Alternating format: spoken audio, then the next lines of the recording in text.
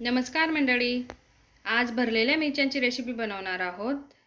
मिरच्यांना अख्खी राहू द्यायची आहे आणि मध्ये अशी चीर मारून घ्यायची आहे.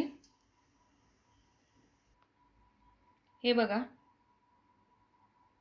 मिरचीला अशी चीर मारून घ्यायची. सर्व मिरच्यांना तसेच चीर मारून घेऊ. बघा, असे लांब लांब कट करून घेतलेले अख्खी राहू द्यायची. त्यांचं देठ पण राहू द्यायचे आणि नमक लावून घेतलेलं आहे. सर्व मिरच्यांना नमक लावून घेतलं. हे बघा, सर्वांना असं कापून घेतलेलं आहे. हे देठ काढायचं नाही, राहू द्यायचे. आता मसाल्याची तयारी करू. बेसन घ्यायचं आहे, शेंगदाण्याचं बारीक करून कूट घेतलेलं आहे, हळद, नमक, ओवा, बडीशोप आणि जिरं यांना मी कुटून घेतलेलं आहे.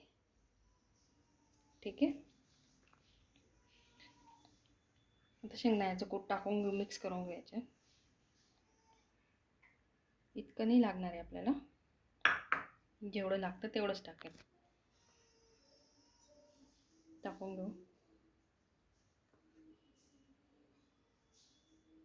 ओवा, बडीशोप, जिरं बारीक करून घेतलेले,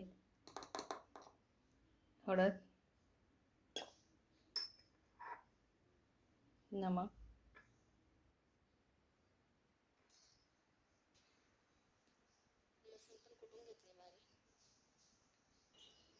कोथिंबीर, थोडंसं बारीक करून गूळ घेतलेला आहे. साखर पण घेऊ शकता, साखर किंवा गूळ टाकू शकता.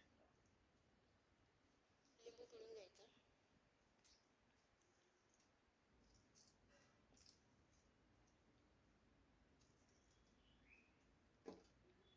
अख्खा एक लिंबू पिळते आहे मी.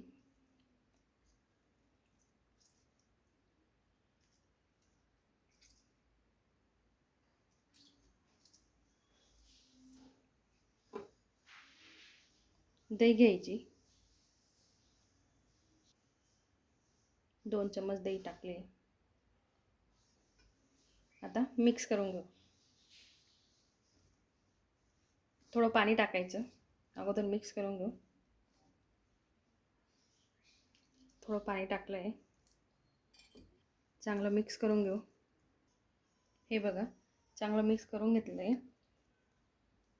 घट्ट राहू द्यायचं, पातळ करायचं नाही. दही टाकून जर पाण्याची गरज वाटली तर पाणी टाकायचं, नाही तर नाही टाकायचं. हे बघा, असं बनवायचं आहे. आता मिरच्यांमध्ये भरून घेऊ.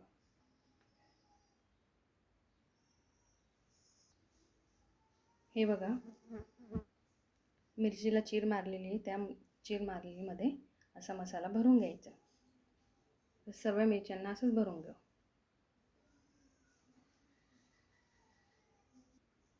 हे बघा, दुसरी पण भरून दाखवली. आता सर्व भरून घेते. अगदी सोप्या पद्धतीने सांगितलेलं आहे. बेसन पीठ घ्यायचं, शेंगदाण्याचं कूट घ्यायचं, त्याच्यात ओवा, बडीशोप आणि जिरं बारीक करून घ्यायचं, नमक, हळद टाकायचं आणि दही, लिंबू टाकून घ्यायचं आणि गूळ. किती सोपं आहे ना. हे बघा, सर्व मिरच्या भरून घेतल्या आहे. गॅसवर तवा ठेवलेला आहे. तेल टाकून घेऊ. अगदी सोप्या पद्धतीने सांगते, तव्यावर पटकन होता.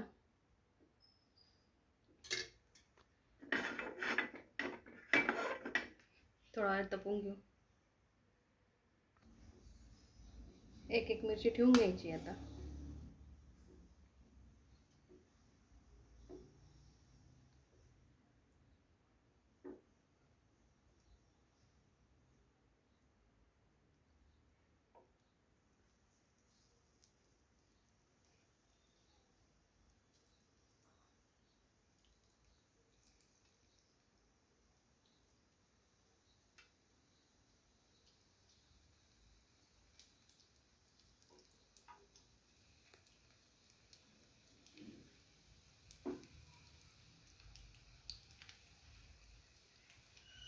आणि झाकण ठेवून देऊ.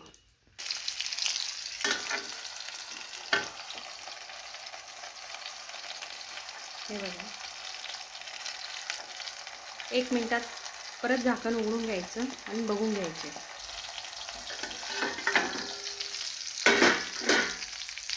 आता काय करायचं, थोडंसं पाणी टाकायचं, म्हणजे खाली तव्याला लागायला नको द्यायचा म्हणून. जास्त नाही, थोडंसं टाकायचं. परत झाकून द्या.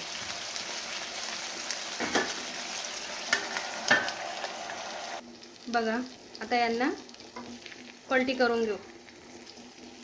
कमी गॅसवरच शिजवायचे आहे त्यांना. हे बघा खालून मस्त शिजलं आहे. आता पलटी करून एक वेळा झाकून घेऊ.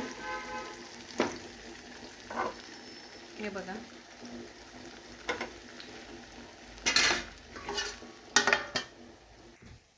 चला आता आपण चेक करून घेऊ. हे बघा आता छान शिजलेले आहेत बघा.